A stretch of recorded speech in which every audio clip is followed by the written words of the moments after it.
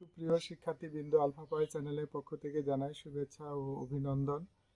এ পর্বে তোমাদের জন্য আরও একটি নতুন ভিডিও নিয়ে হাজির হয়েছি।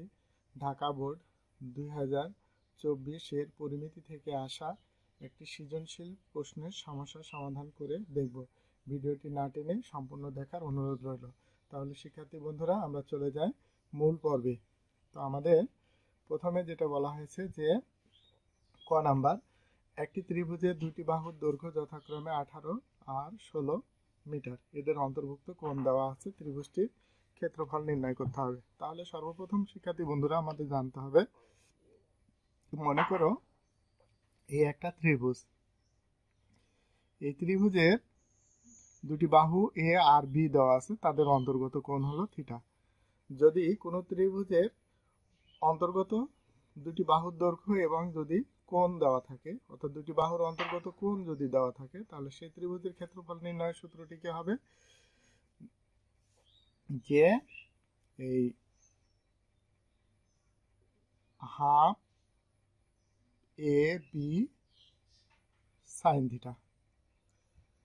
তো তাহলে আমরা শিক্ষার্থী বন্ধুরা আমরা এখানে লিখি 9 ক, ধরি ত্রিভুজটির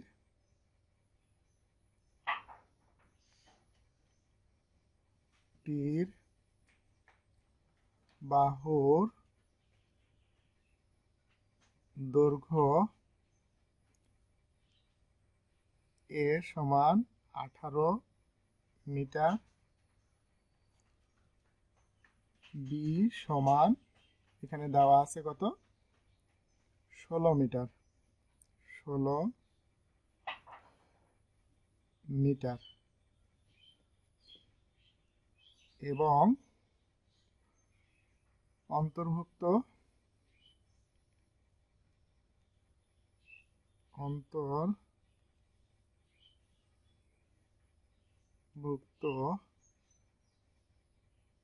কোণ থিটা সমান 30 ডিগ্রি। তাহলে সুতরাং ত্রিভুজটির ক্ষেত্রফল, ত্রিভুজটির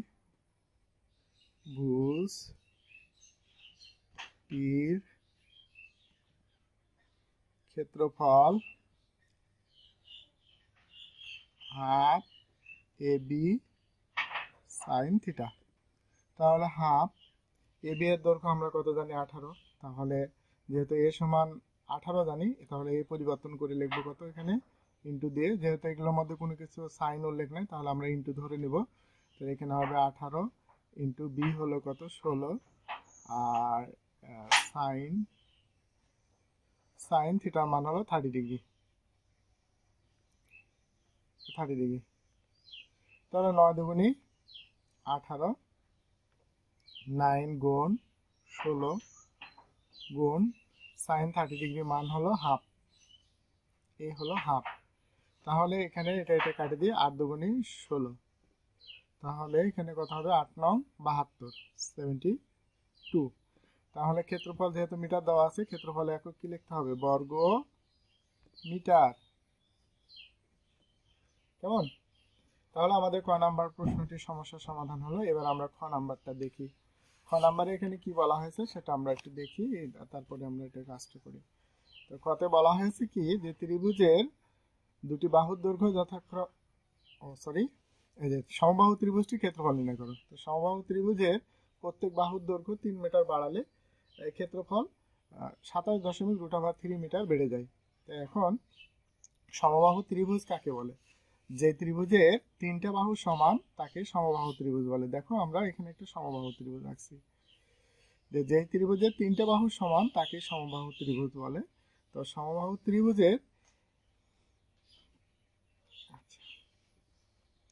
এখন যদি বলা হয়েছে যে 3 মিটার করে বাড়ালে, কয় মিটার, 3 মিটার করে, যদি এই বাহুটা যদি এ হয়, তো সমবাহু ত্রিভুজের একটা বাহু এ মানে কি, অবশিষ্ট বাহুগুলো এ হবে। এখন যদি আমরা এইটাকে 3 মিটার বাড়ায় দিই, অর্থাৎ এই বাহুর দৈর্ঘ্যটাকে আমরা যদি 3 মিটার বাড়ায় দিই, তাহলে সেক্ষেত্রে এই ত্রিভুজটির এক বাহুর দৈর্ঘ্য কত হবে? তাহলে তাহলে এখানে হবে কি a+3।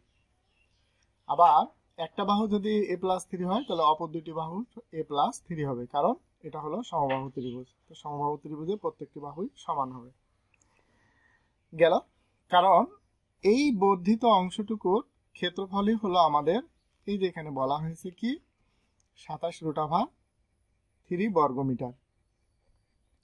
তাহলে শিক্ষার্থী বন্ধু, এখন আমরা এখানে যে কাজটা করব সেটা হলো, আচ্ছা, সমবাহু ত্রিভুজের ক্ষেত্রফল নির্ণয়ের সূত্র কি? √3/4 এক বাহুর দৈর্ঘ্যের উপর স্কয়ার। মনে থাকে যেন যে এক বাহু সমবাহু √3/4 এক বাহুর দৈর্ঘ্যের উপর স্কয়ার, অর্থাৎ এক বাহুর দৈর্ঘ্যের বর্গ হবে। তাহলে আমরা এখন চলে যাই 9 খ নং প্রশ্নে। কেমন? তো এখানে আমরা লিখি, ধরি সমবাহু ত্রিভুজের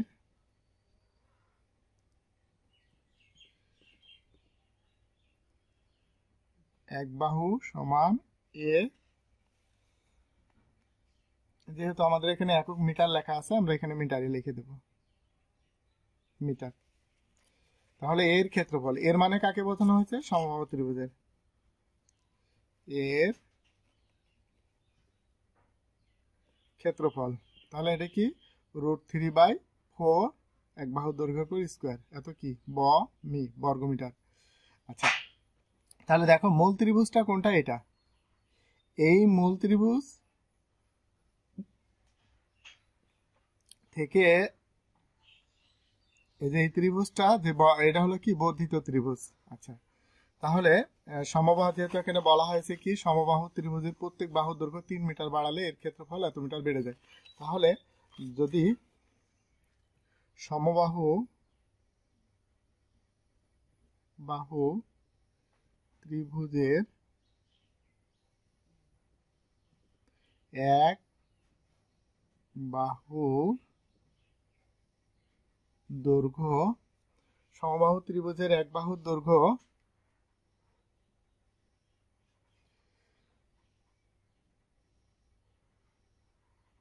আচ্ছা 3 মিটার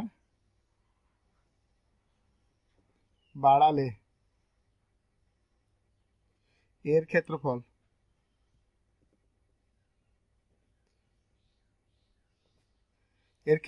কি হবে? √3/4 a+2 হোল স্কয়ার, এত কি বর্গ মিটার। এখন আমরা শিক্ষার্থী বন্ধুরা প্রশ্ন মতে লিখব, বা প্রশ্ন অনুসারে, যেহেতু অজানা রাশি এ একটা সম্পর্ক তৈরি করতে হবে। তো সম্পর্কটা কি? প্রশ্ন মতে, আচ্ছা এখানে নিশ্চয়ই শিক্ষার্থী বন্ধুরা এখানে বড় ত্রিভুজটা কোনটা? বড় ত্রিভুজটা হলো নিচেরটা, কারণ এটা হলো 3 মিটার বাড়ছে, তার মানে এর ক্ষেত্রফলটা বড় হবে। আর এটা যেহেতু 3 মিটার বাড়ে নাই, তাহলে এটার ক্ষেত্রফল হবে ছোট। তো আমরা কাজটা করব কি, এই বড় ক্ষেত্রফল থেকে যদি ছোট ক্ষেত্রফলটা বাদ দিই, তাহলে যেই প্রাপ্ত ফলাফল যেটা পাবো সেটা হবে কার সমান? এই যে বর্ধিত ত্রিভুজের ক্ষেত্রফলের সমান হবে। তাহলে এটাই শর্ত বা এটাই সম্পর্ক। তাহলে এই সম্পর্কটা আমরা লিখি। তাহলে আমরা এখানে লিখব কি, √3/4 a+2 হোল স্কয়ার মাইনাস √3/4 এক বাহুর দৈর্ঘ্যের উপর স্কয়ার। তাহলে এই বর্ধিত অংশের ক্ষেত্রফল কত হবে? এই যেখানে লেখাই আছে, একটু দেখি আমরা, এই যে 27√3। তাহলে আমরা এখানে লিখবো কত? 27√3। তো এখন আমরা এখানে কাজটা করব কি, √3/4 আর √3/4 এটাকে আমরা কমন নেব। তাহলে এখানে √3/4 যদি কমন নিই, তাহলে এখানে থাকবে a+2 whole square minus a square সমান 27√3। এখন কোনো ভগ্নাংশকে যদি আমরা পক্ষান্তর করি, তাহলে নিচেরটা উপরে যাবে আর উপরেরটা নিচে আসবে। সেই অনুযায়ী যদি আমরা এখন কাজ করি, তাহলে কত হবে? a+2 whole square minus a square সমান 27√3 ইন্টু উপরে যাবে 4, নিচে যাবে √3। আচ্ছা, এটা কাটা, অর্থাৎ কোনো ভগ্নাংশ, সহজ কথা মনে রাখো শিক্ষার্থী বন্ধুরা, কোনো ভগ্নাংশ যখন পক্ষান্তর করব তাহলে কি হবে, নিচেরটা উপরে যাবে। অর্থাৎ গুণে থাকে যদি থাকে, তার মানে ইন্টু যদি থাকে, তাহলে এখানে যেহেতু ইন্টু আছে তাহলে নিচেরটা উপরে যাবে আর উপরেরটা নিচে যাবে, লবটা যাবে উপরে, সরি হরটা যাবে উপরে, লবটা যাবে নিচে। এবার এটুকু আমরা বর্গের সূত্র জানি। কি সূত্র জানি? এ স্কোয়ার প্লাস সূত্রের 2, এ হলো এ আর বি হলো 2 প্লাস 2 এর উপর স্কোয়ার মাইনাস এ স্কোয়ার সমান, যদি আমরা এখানে গুণ করি তাহলে আমরা একটু দেখি শিক্ষার্থী বন্ধুরা, এই যে 27 গুণ 4 ইকুয়াল টু কত? 108। তাহলে আমরা কত পাইছি? 108।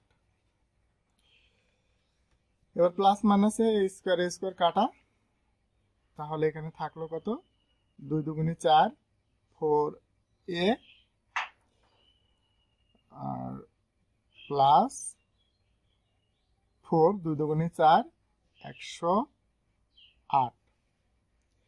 এরপরে আমরা 4a প্লাস আছে ওই পাশে গেলে মাইনাস, তার মানে 108 মাইনাস 4।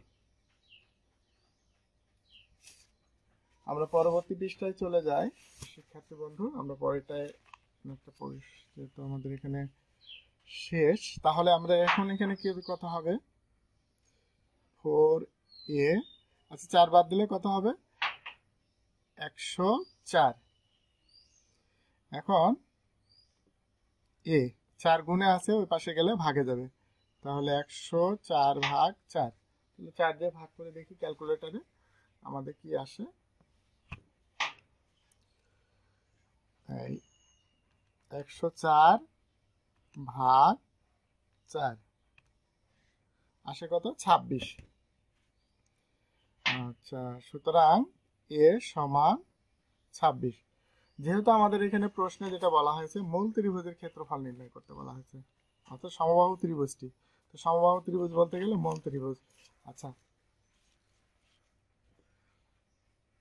সুতরাং সমবাহু ত্রিভুজ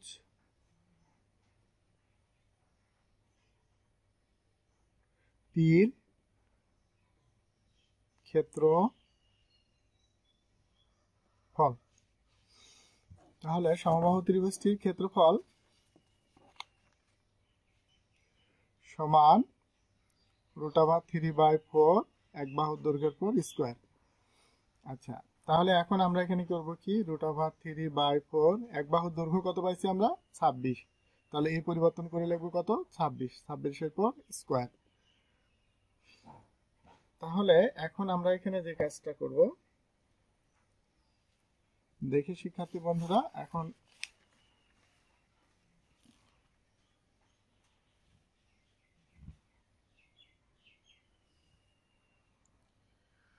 তাহলে আমরা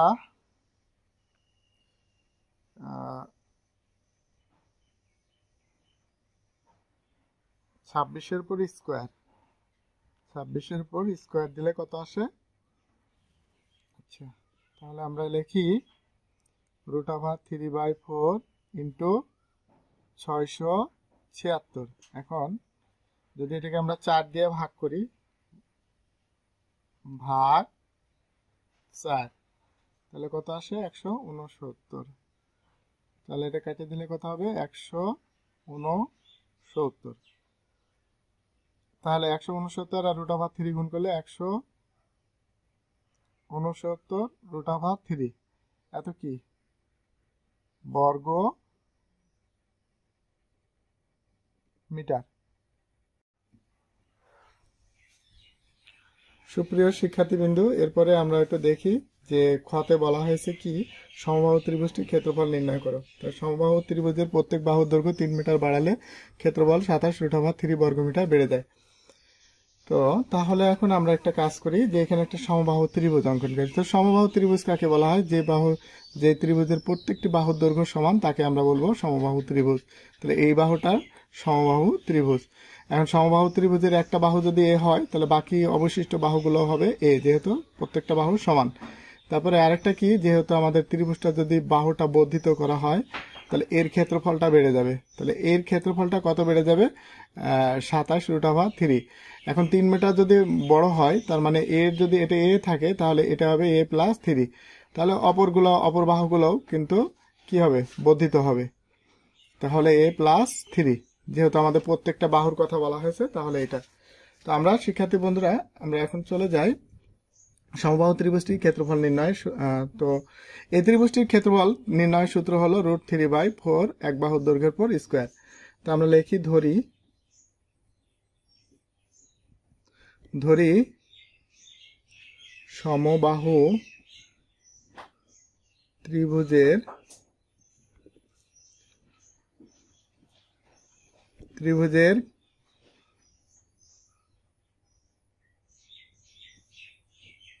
এক বাহুর দৈর্ঘ্য a সমান 3, এক বাহুর দৈর্ঘ্য a। আচ্ছা, এর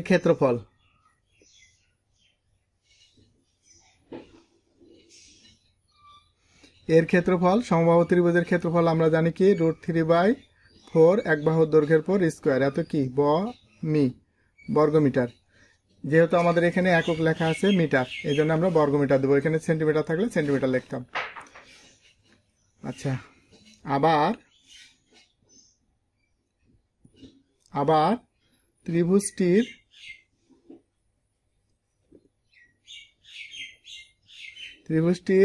এক বাহুর দৈর্ঘ্য 3 মিটার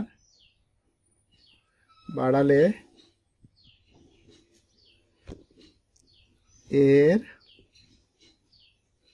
ক্ষেত্রফল কত হবে? √3/4, যেহেতু 3 মিটার বাড়ানো হয়েছে তাহলে এর সাথে 3 মিটার যোগ হবে, হোল স্কয়ার বর্গমিটার। এখন দেখো শিক্ষার্থী বন্ধুরা, এই ত্রিভুজের ক্ষেত্রফলটা বড়, যেহেতু এটার বাহুটা বর্ধিত, আর যেটা এই ত্রিভুজের ক্ষেত্রফলটা ছোট। তাহলে এখন এই দুইটা যদি ক্ষেত্রফল বিয়োগ করি, বড়টা থেকে ছোটটা যদি বিয়োগ করি, তাহলে বর্ধিত অংশ যে 27, এ হলো 27√3 যেটা পাওয়া গেছে যে এই বরাবর, তাহলে এই ক্ষেত্রফলটা বের হবে। যেহেতু আমাদের এখানে অজানা রাশির মান বের করতে গেলে শর্ত লাগে, তাহলে আমরা এখানে প্রশ্ন মতে লিখব। প্রশ্ন মতে বড় ক্ষেত্রফল থেকে আমরা ছোট ক্ষেত্রফলটা বাদ দেব, ঠিক আছে? তাহলে এখানে হবে কি √3/4 এক বাহুর দৈর্ঘ্যের পর স্কয়ার, তাহলে কত হলো 27√3। এখন আমরা এখানে যে কাজটা করব সেটা হলো √3/4 যদি কমন নিই তাহলে এখানে থাকবে কত? আচ্ছা, সেকেন্ড ব্র্যাকেট ক্লোজ করি, যেহেতু আমাদের ফার্স্ট ব্র্যাকেট আসবে a+3 whole square minus a square সমান 27√3। এবার আমরা এখানে কি করব? এই যেহেতু আমরা ভগ্নাংশটা গুণে আছে, তাহলে ভাগটারে যখন আমরা এই কোনো ভগ্নাংশকে যদি গুণে থাকে আর সেটা যদি বাম পাশ থেকে ডান পাশে পক্ষান্তর করা হয়, তাহলে নিচেরটা যাবে উপরে আর উপরেরটা যাবে নিচে। তাহলে a+3 whole square minus a square সমান 27√3 ইন্টু উপরে যাবে 4, নিচে যাবে √3 কাটা। আচ্ছা, এখানে একটা বর্গের সূত্র লিখি যে a স্কয়ার প্লাস সূত্রের 2, a হলো প্রথম রাশি আর b হলো দ্বিতীয় রাশি, প্লাস দ্বিতীয় রাশির পরে স্কয়ার মাইনাস a স্কয়ার। এখন এই 27কে যদি আমরা 4 দ্বারা গুণ করি তাহলে কি হবে? দেখো শিক্ষার্থী বন্ধুরা, যে এই হলো 27 গুণ 4, তাহলে কত আসছে? 108। তাহলে আমরা এখানে কত লিখবো? 108। এবার a স্কয়ার 3 দুগুণী কত? 6a, আর এখানে 3 3 9 মাইনাস a স্কয়ার, তো a স্কয়ার কাটা 108। তাহলে এবার করব কি, এই প্লাস 9টাকে ওই পাশে পক্ষান্তর করে নিয়ে যাবো, তাহলে 6a সমান 108 মাইনাস 9। তাহলে এবার শিক্ষার্থী বন্ধুরা আমরা এখানে যেটা করব যে এই 108 থেকে 108 বিয়োগ 9, তাহলে কত আসে 99। 6a সমান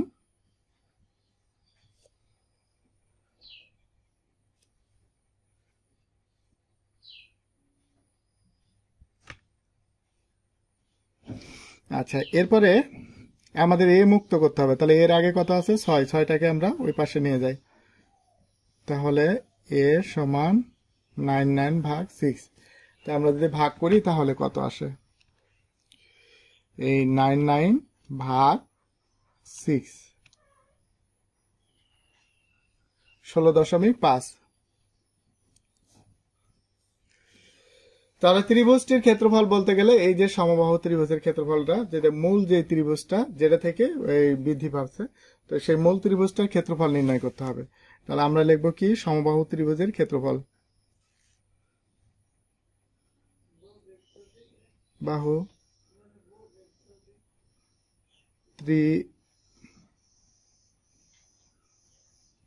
ত্রিভুজের ক্ষেত্রফল √3/4 এক বাহুর দৈর্ঘ্যের পর স্কয়ার। তাহলে এখানে √3/4 এ সমান আমরা কত জানি 16.5, তারপর স্কয়ার। তাই আমরা এখন ক্যালকুলেটরের সাহায্যে বাকি কাজটা আমরা করব। তো আমরা দেখি এখানে কি লিখব,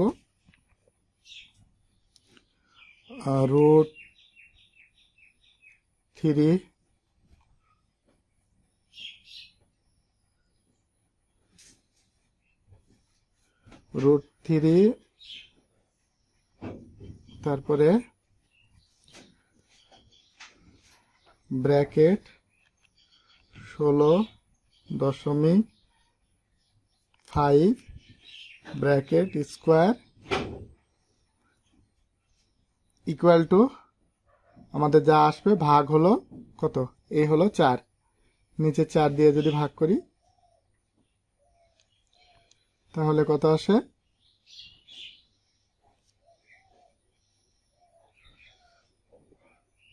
117.8 এত কি বর্গ মিটার। এবার শিক্ষার্থী বন্ধুরা আমরা পরবর্তী প্রশ্ন গ নাম্বারে চলে যাই।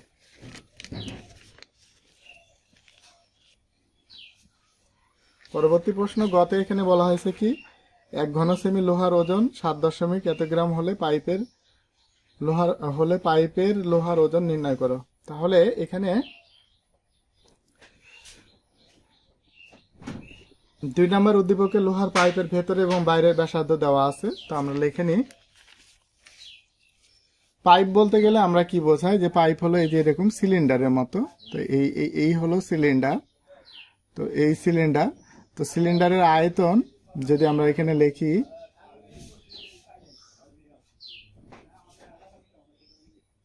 আয়তন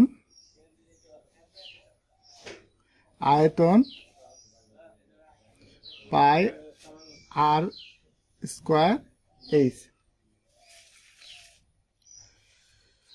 তো পাই আর স্কয়ার এইচ, এই হলো সিলিন্ডারের আয়তন। যদি আমরা দেখি এটা কি বৃত্তের ক্ষেত্রফল আর এটা কি উচ্চতা, তাহলে বৃত্তের ক্ষেত্রফল ইন্টু এইচ হলে পারে সিলিন্ডারের আয়তন হবে।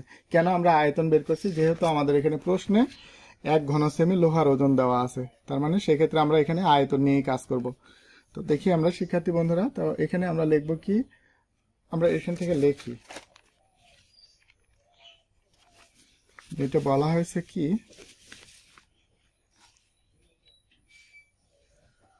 ওই যেন এই যে লোহার পাইপের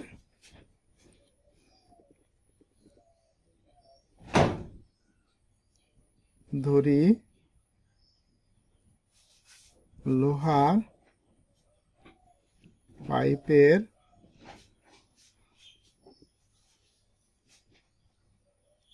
ভেতরের ও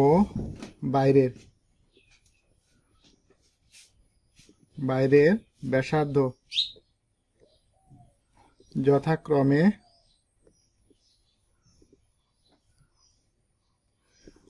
R1 সমান হলো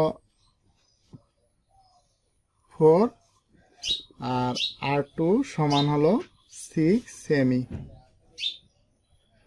এটা সেমি লিখে দিই।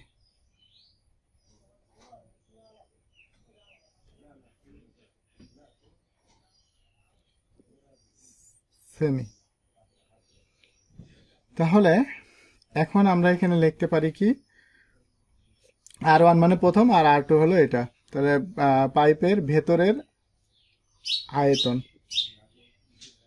তাহলে আমরা এখানে লিখতে পারি কি, পাইপের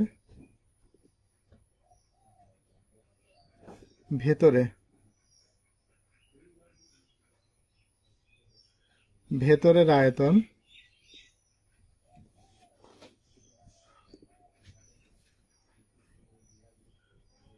পাইপের ভেতরের আয়তন তাহলে কি হবে, পাই R1 স্কোয়ার এইচ। এত কি, যেহেতু আমাদের আয়তন হলে ঘন, আর যদি বর্গ ক্ষেত্রফল হয় তাহলে বর্গ লিখব। তো এখানে লিখব আয়তন ঘন, আবার পাইপের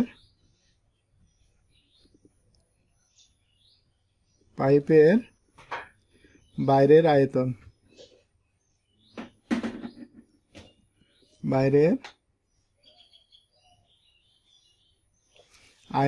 তাহলে পাইপের বাইরের আয়তন কি হবে, পাই R2 স্কোয়ার এইচ। এত কি, ঘন সেমি।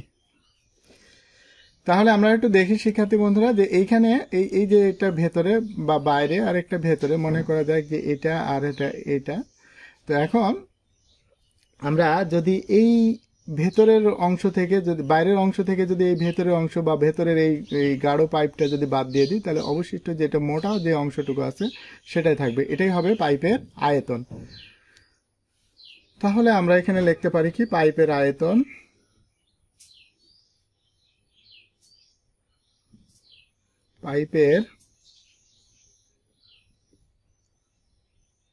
পাইপের লোহার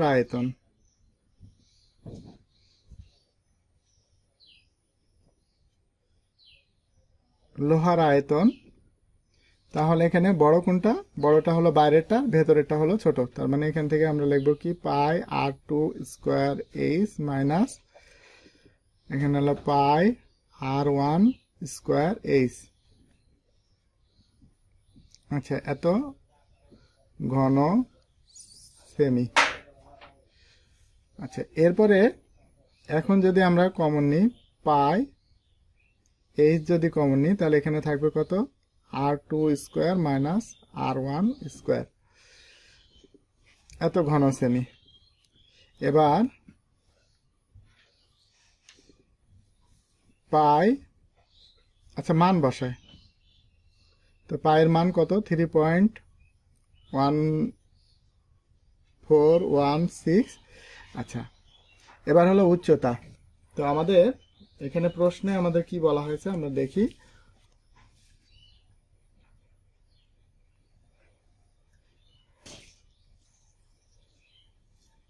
উচ্চতা, পাইপের উচ্চতা হলো 6 মিটার। তো আমরা এখানে সাইড নোটে লিখে দিতে পারি যে উচ্চতা এইচ সমান 6 মিটার। তাহলে 1 মিটার সমান, যেহেতু আমাদের এখানে কি, আমাদের সবগুলো সেন্টিমিটার, একটা যদি সবগুলো যদি মানে বাকিগুলো সেন্টিমিটার আছে আর এটা হলো মিটার, তাহলে আলাদা আলাদা একক হলে হবে না, সবগুলোকে একই এককে রূপান্তর করতে হবে। তাহলে এটা যদি মিটার হয়, মিটারটাকে আমরা সেন্টিমিটার বলি। 1 মিটার সমান 100 সেন্টিমিটার হলে 6 মিটার সমান কত, 600 সেন্টিমিটার। তাই ইন্টু এখানে লিখবো কত, 600 বাই এখানে R1 R2 হলো 6 এর উপর স্কোয়ার, তারপর মাইনাস R1 হলো 4 এর উপরে স্কোয়ার। আচ্ছা, এত ঘন সেন্টিমিটার। তাহলে আমরা এখন এখানে করব কি, 3.1416 ইন্টু 600 আর গুণ 6 6 36 থেকে, আচ্ছা লিখে দিই, 36 মাইনাস 16 এত ঘন সেন্টিমিটার। তাহলে এখানে 3.1416 ইন্টু 600 গুণ, এটা থেকে বাদ দিলে কত থাকে? 20, বিয়োগ করলে 20 থাকে। এবার আমরা যে কাজটা করব সেটা হলো আমরা ক্যালকুলেটরের সাহায্যে গুণ করব। 3.1416 গুণ 600 গুণ 20, তাহলে কত আসে?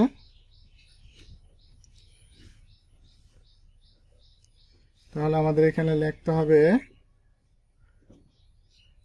37,699.2 এত ঘন সেমি। এবার আমাদের এখানে যেহেতু আমাদের 1 ঘন সেমি লোহার ওজন দেওয়া আছে, তো আমরা এখানে লিখব কত? 1 ঘন সেমি। 1 ঘন সেমি লোহার ওজন 7.2 গ্রাম। তাহলে এত ঘন সেমি 37,6 ঘন সেমি লোহার ওজন, তাহলে কম হবে না বেশি হবে? অবশ্যই বেশি হবে। 1 ঘন সেমি থেকে এখানে, তাহলে আমরা এখানে কাজ করব কি? 7.2 গুণ 37,699.2 এত গ্রাম। তাহলে আমরা এটাকে গুণ করি।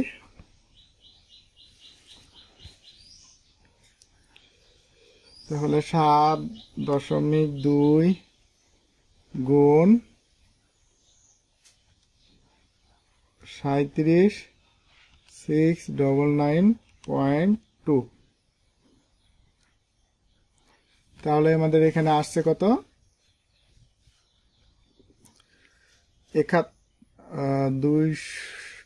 27, 14, 34.24, সরি এখানে 0.24 ঘন সেমি। এখন এই ঘন সেন্টিমিটারকে যদি আমরা এই গ্রামকে, এত গ্রামকে যদি আমরা কিলোমিটারে প্রকাশ করতে চাই, যেহেতু গ্রাম ছোট কিলোমিটার বড়, তাহলে ছোট থেকে যখন বড়তে যাব তখন কিন্তু ভাগ করব। তার মানে এটাকে ভাগ করব কত দিয়ে? 27, 14, 34.24 ভাগ 1000 এত কি? কিলোগ্রাম, অর্থাৎ গ্রাম থেকে কিলোগ্রামে রূপান্তর করলাম। তাহলে আমাদের সহজ, 1, 2, 3, 3টা শূন্য আছে, দশমিকটা 3টার ঘরে পড়ে যাবে। তাহলে 271.43424 এত কিলোগ্রাম অ্যান্সার। তাহলে শিক্ষার্থী বন্ধুরা আজকে এ পর্যন্ত, দেখা হবে আগামী কোনো ভিডিওতে। সেই পর্যন্ত তোমাদের সুস্বাস্থ্য কামনা করি। আল্লাহ হাফেজ।